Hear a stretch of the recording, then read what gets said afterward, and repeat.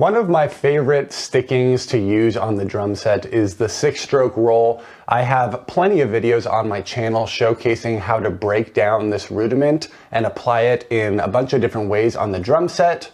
I'll make sure to leave the links to those videos in the description of this video. But I'm always looking for new and fresh ways to apply this 6-stroke roll that also involve using the bass drum in some of the substituted notes. Now for me personally, I really struggle with putting a double kick in the middle of a 6-stroke roll. And so this is something that I have been practicing lately and trying to implement into my playing. I love how this sounds in a variety of different subdivisions. And so in today's video, I'm going to be showing you how I've been applying this lately and give you a couple ways that you can practice this and start throwing it into your own playing. If you're new to my channel, thank you for stopping by. My name is Taylor Edwards. I'm a percussionist and music educator here in Washington State. I hope you get something out of today's lesson, and let's jump right into it. So once again, super fast review on the 6-stroke roll. The 6-stroke roll we are going to play as 6 continuous notes. In today's lesson, we're going to play these as sextuplets or 16th note triplets, so 6 notes per beat. The sticking for this rudiment is right, left, left, right, right, left, where that first right hand and the last left hand are accented, and the 2 sets of doubles in the middle are going to be played as ghost notes.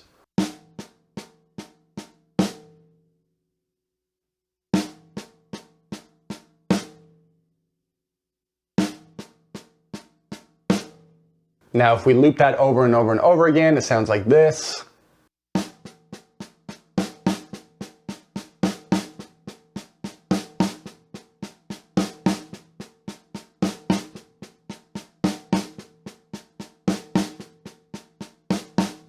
Again, in today's video, we're not going to spend a lot of time breaking that down. I have tons of videos on my channel that really help you master this rudiment.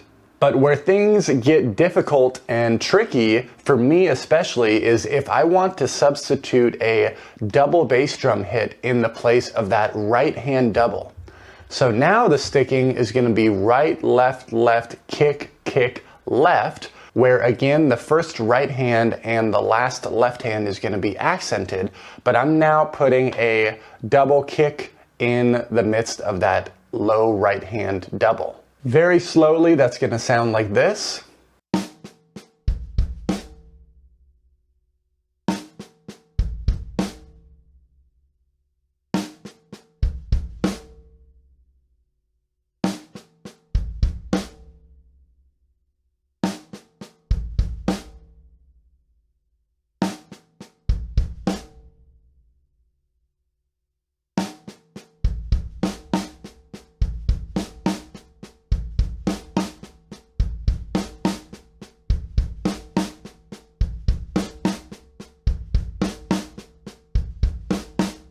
I'm going to turn the metronome on now so you can hear these sextuplet subdivisions played within this pattern. I'm also going to play any accent that I play on the snare drum. I'm going to try to play that as a rim shot just for an added dynamic layer.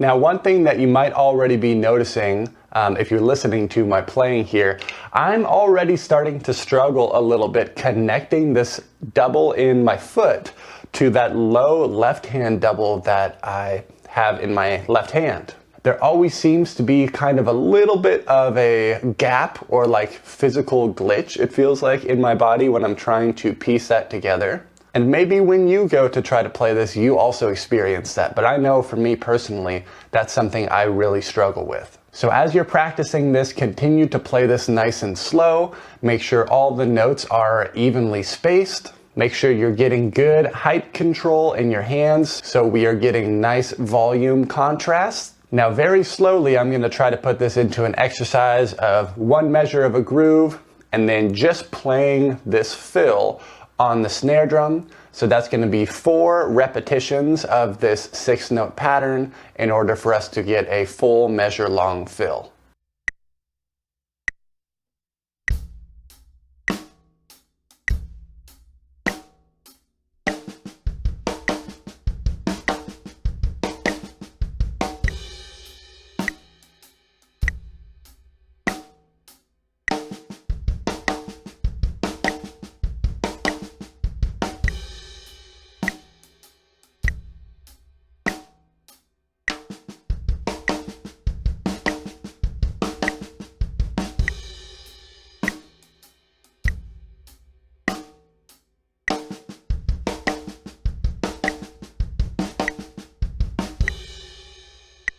Man, really tricky at that slow tempo to not allow those low doubles in your hand and the doubles in your kick to rush.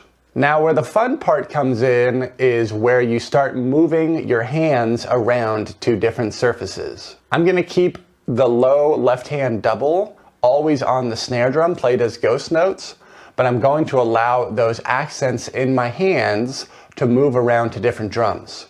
And as you start to experiment with this, you're going to notice that some of the movement patterns feel really good and you might like how they sound. Some of them sound kind of weird and you might not end up wanting to use those in your playing. But explore this pattern a bunch, move it around different ways and see what you come up with.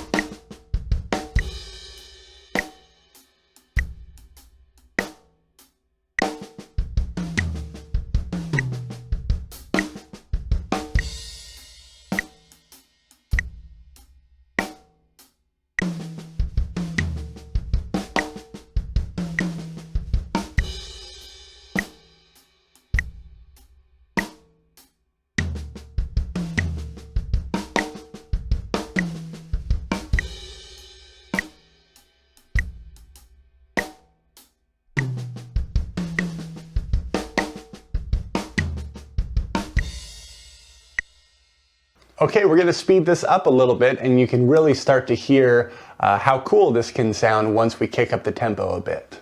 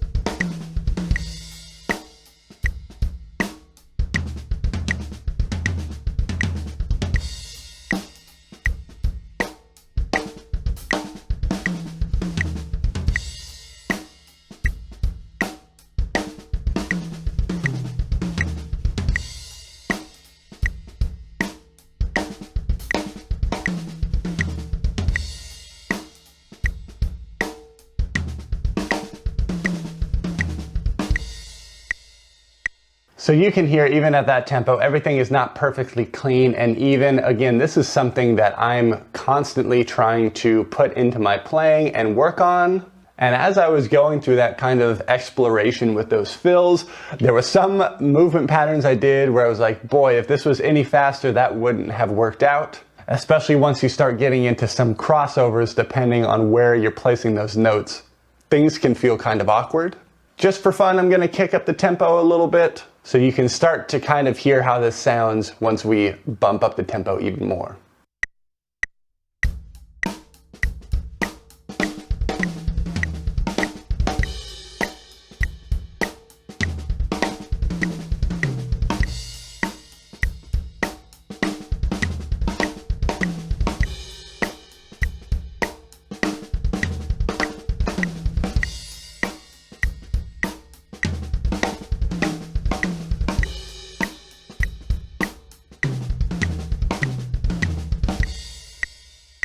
So when you're practicing this, you can keep that 6-note cycle on repeat, but you can also insert that lick just as a 1-beat phrase within the context of other 6-stroke roll variations that you already know.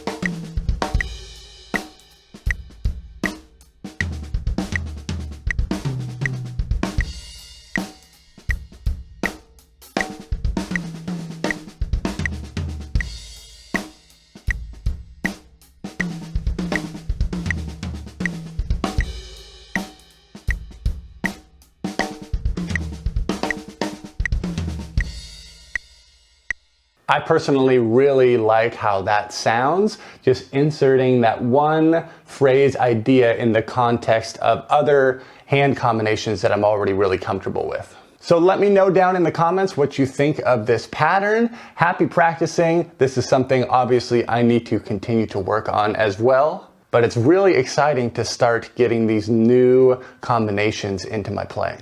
If you enjoyed the video, make sure to like, comment, and subscribe. Thank you everyone so much for watching, and I'll see you in the next video.